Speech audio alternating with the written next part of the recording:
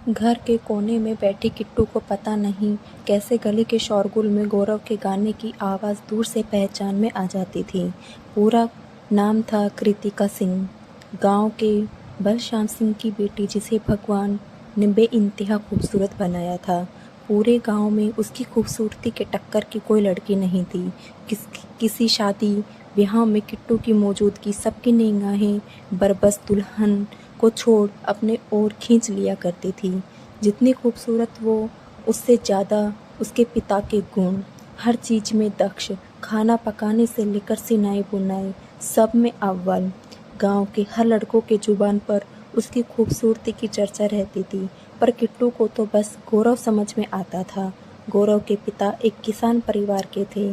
परंपरागत तरीके से वो भी इसी काम में थे। पर गौरव के दिल की हसरत एक खुफिया जासूस बनने की थी, और वो उसके लिए प्रयास भी करता था। उसी दिल के कोने में किट्टू के लिए बेहताशा प्यार भी बसा करता था, जिसे उन दोनों के अलावा कोई और जानता भी नहीं था। बचपन में साथ साथ खेलना कूदना, खाना पीना कब प्यार में तब्दील हो गया, दोनों को पता भी नहीं चला। अब आलम यह था कि दोनों की जान एक दूसरे में बसती थी। दोनों एक दूसरे में भविष्य देखा करते थे। हर सुबह गौरव गाना गाते हुए इसी हसरत में गली से गुजरता था कि किट्टू की एक झलक देखने को मिल जाए और पूरा दिन गुलाबी हो जाए। और किट्टू का ध्यान भी गौरव के गानों पर ही रहता था। गाने की आवाज़ सुनते ही चौखट पर आ खड़ी होती थी। दोनों के नैनों से जो बात होती थी, उसे प्यार में लिप्त एक आशिक ही समझ सकता है। उसे मौन भाषा में कहते हैं, जिसके अंतिम चरण में दोनों एक प्यारी मुस्कान का आदान प्रदान करते थे। अब यह रोज का क्रम हो गया था। मौन भाषा से आगे अब दिलों और आत्मा के उस गहराई को स्पर्श करने लगे थे, जिसके एहसास मात्र से मन मयूर हो जाता था। कुछ दिनों से किट्टू काफ़ी परेशान लग रही थी। किसी काम में मन नहीं लगता था। जब से उस बावली को यह पता चला कि गौरव नौकरी के लिए चयनित हो गया है और वह कुछ दिनों में ट्रेनिंग के लिए जाने वाला है, मन के दुख को मात्र वो नव्या से बता सकती थी। और भारी मन में से उसके हाथों चिट्ठी भिजवाई, जिसमें उसके गौरव से अकेले में मिलने की इच्छा जाहिर की। शाम का समय तय हुआ। शाम को नव्या के साथ पहली बार किट्टू अकेले गौरव से मिलने के लिए निकली। आम के बगीचे में गौरव अकेला खड़ा था। नव्या वहाँ से चली गई। गौरव को देखते ही चांद से चेहरे पर मोती जैसे आंसुओं ने कब्जा कर लिया और अनजाने भाव से वशीभूत होकर गौरव के सीने से लग गई। रोते रोते किट्टू कहने लगी, मुझे छोड़कर मत जाओ गौरव, मैं तुम्हारे बिना जी नहीं सकती। तुमसे ही तो मेरी धड़कनें हैं, यह जान है। मेरे सपनों को मत तोड़ो, मेरे लिए रुक जाओ। किट्टू के आंसुओं को पोंछने के बाद पहली बार उसके हाथों को अपने हाथों में रखा। पगली, तू रोती क्यों है? मैं हमेशा के लिए थोड़े जा रहा हूँ। जल्द ही लौट आऊँगा, फिर बलश्याम ताऊ से तेरा हाथ मांग लूँगा और फिर शादी के पवित्र बंधन में एक हो जाएंगे।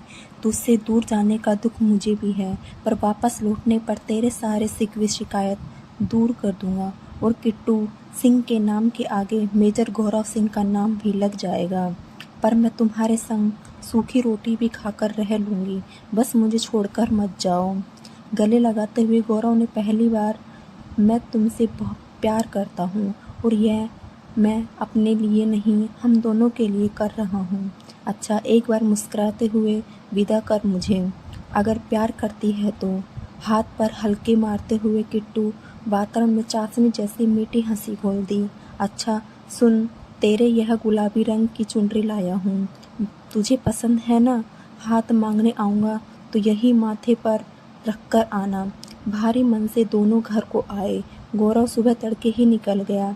बस एक ही बात गूंज रही थी, गौरव जल्दी आना, तुम्हारा इंतजार करूंगी। दिन बीते, महीने बीते, ना कोई चिट्ठी ना संदेश। नव्या द्वारा पता चला कि बॉर्डर पर हालात खराब है और सभी को सीमा पर भेजा गया है, उसमें गौरव भी है।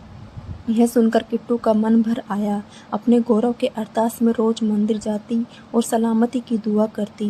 रेडियो और अखबार से भयावह खबरें सुनने को मिलती थी। एक सुबह काफ़ी हलचल सुनाई दी। किट्टू को समझ नहीं आया कि क्या हो रहा है। अचानक नव्या भागती हुई आई और सांसों को रोकने के प्रयास करते हुए कहने लगी, गौरव अब इस दुनिया में नहीं है। कल आतंकवादियों ने लड़ते वक्त उसकी मौत हो गई। किट्टू के कानों में यह शब्द पिघले शीशे की तरह भरने लगी। वह अचेत होकर गिरने वाली थी कि नव्या ने उसे संभाला। कोई कुछ कहता, इससे पहले पूरे गांव में नारों की गूंज उठी। जब तक सूरज चांद रहेगा गौरव तुम्हारा नाम रहेगा। नेताओं और मीडिया वालों के गाड़ियों की आवाज़ सुनाई दे रही थी। किट्टू हिम्मत करके चौखट पर गई। सामने गौरव गाना गाए बिना बोले मुस्कुराता चेहरा लिए 4 कंधों पर जा रहा था। कुछ देर बाद गोलियों की आवाज़ के साथ गौरव को आग दिया जा रहा था और पंखे से गुलाबी चुनरी में किट्टू लटक रही थी और एक लेख पीछे छोड़ गई। मेजर साहब, आपकी मौन भाषा को आज मैं समझ गई। मुझसे पीछे छुड़ाना आसान नहीं है। आ रही हूँ उसी जहाँ में जहाँ न नफरतों का किस्सा गोई हो, न प्यार में अवरोध।